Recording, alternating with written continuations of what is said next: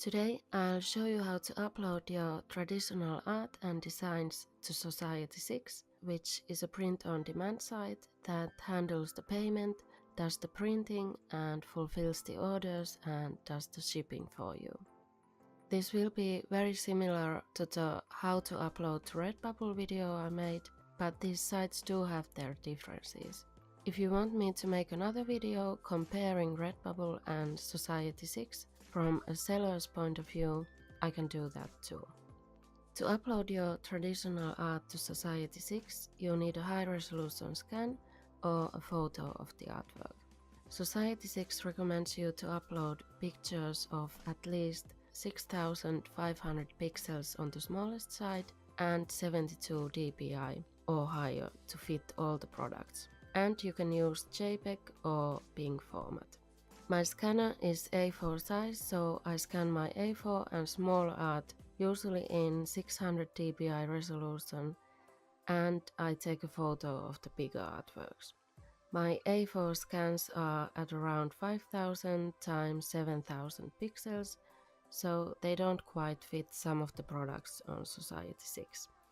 I'd either need to make bigger artwork or scan them in a higher resolution if I wanted to have my designs available on all of their products.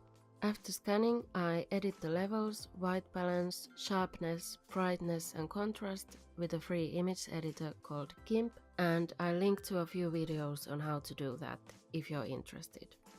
Next up, you need to fill in the title, select one category from painting, drawing, collage, photography and graphic design, and then add up to 20 tags, and one tag must be less than 20 characters. I usually have my tags written in a notepad file and I copy paste them into the field pressing Ctrl V. The description is also a limited size, only 250 characters, so if I've already written out the description for another print-on-demand site like Redbubble, I might need to trim it down for Society6. The upload process has changed since I screen recorded some of these clips, so they don't ask for the materials and the style anymore. They also ask you to confirm that you own the rights to the image on the previous page. Now continue to create the products. Society6 is going to upload your artwork to all the products that it's big enough for and the right aspect ratio for. You can set individual pricing for some of the wall art items by clicking the picture to edit them, but the other products have a fixed royalty you can't change. You can scale your art and reposition it, but you might need to crop your art and upload a new file for some products.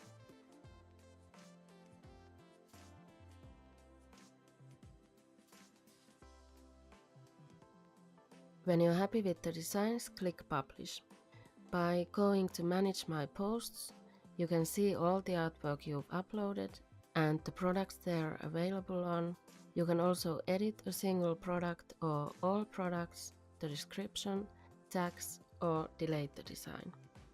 Society6 is adding new products all the time, and one of them is a pack of 4 coasters, where you can decide whether to repeat the same image on all 4 coasters or split up your design between the 4 coasters, which might be interesting for some artworks.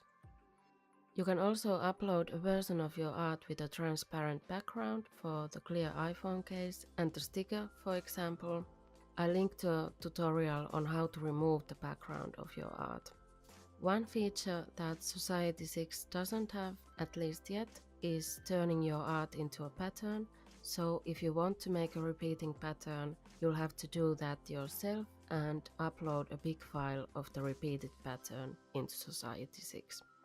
That's it for how to upload your traditional art to Society6, and before I go, I quickly want to remind you that YouTube Artists Collective and Animal Artists Collective are both coming up very soon, and you can participate unofficially if you'd like. Starting next week, I'll post one weekly video, usually on Fridays, and there might be an extra video on some weeks. In last week's video, I mentioned that my laptop is being repaired and it's making editing a bit more difficult for me. I'm still waiting to get the laptop back, but I should be able to edit one video per week, even if the repair is taking longer than I was told. Thank you so much for watching and see you next week. Bye!